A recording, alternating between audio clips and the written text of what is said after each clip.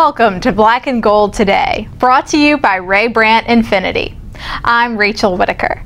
Thanks for spending some of your Thursday with us, as I welcome in now our columnist, Jeff Duncan. Hey, Jeff. Hey, Rachel. How you doing?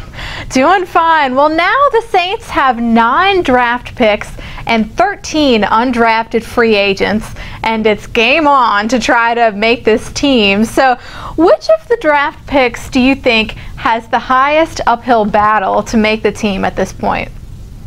Well, I think it's pretty obvious. The 7th round pick, Marcus Murphy, just strictly by his place on the the draft pecking order, I think is going to have trouble making the team. He's going to have to make the team, Rachel, as a return man. I know he's a running back by trade, but they're stacked at running back right now. I can't see Murphy making the team as a running back. I think he's going to have to beat out Jalen Saunders for one of those return positions. And I tell you, I know that they used a 3rd round pick on Garrett Grayson, and that's probably going to put him on the roster at some point, but I don't think he's a sure thing by any means to unseat Luke McCown or Ryan Griffin for that backup job. So it's going to be really interesting to see how they juggle the backup quarterback position, because they're almost locked in now to having 3 quarterbacks on the roster, because I'd be very, very surprised if they cut Luke McCown and went in favor of these 2 young guys and went into a season with a backup quarterback that's never played in the NFL before, which is what they do if they went in with Griffin and Grayson.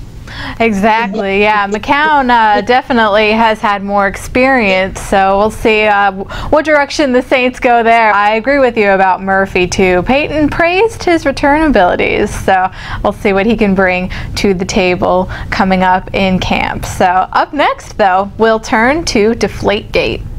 Am I missing a deadline? Will I get there in time? Am I going too fast? Did I close the garage door? Stay in your lane. I don't think I sent that email. I should make a reservation.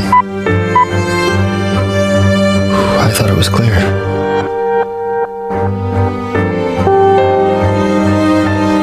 Okay, break. I didn't see that coming. Its instinct to protect leaves you free to drive.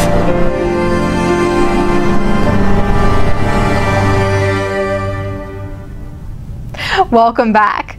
Well, Jeff, you wrote a great column today about Deflate-gate with the NFL investigation revealing that the Patriots actually lied about knowing some of the facts of the whole saga last year with the Patriots deflating footballs during the playoffs. And I agree with you 100% that the punishments need to be more than just fines, because they covered up the truth. And so do you think suspensions might or should be in order?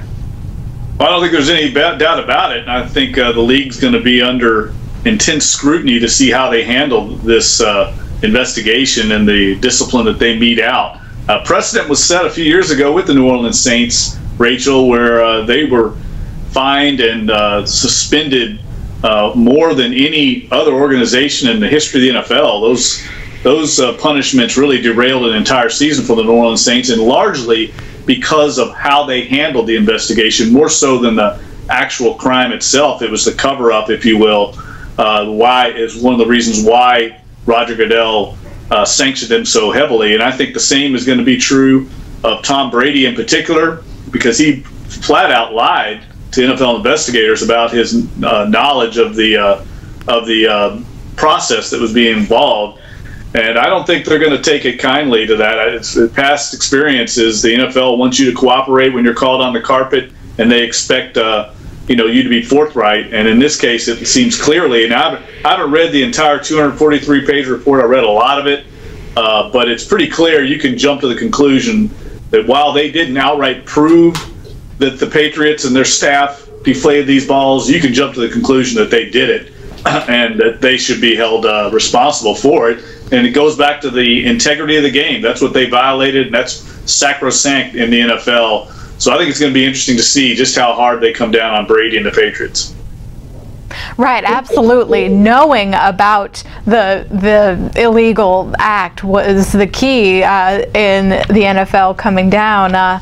We'll see what they decide to do as the season gets closer. But again, very, very interesting that this has come out. And yeah, everybody, if you have some time on your hands, you can read the 243-page report from the NFL. Well, Jeff, thanks so much. Always fun to have you. All right, Rachel, you take care. It's always fun. And thanks again for watching, everybody. We'll see you soon.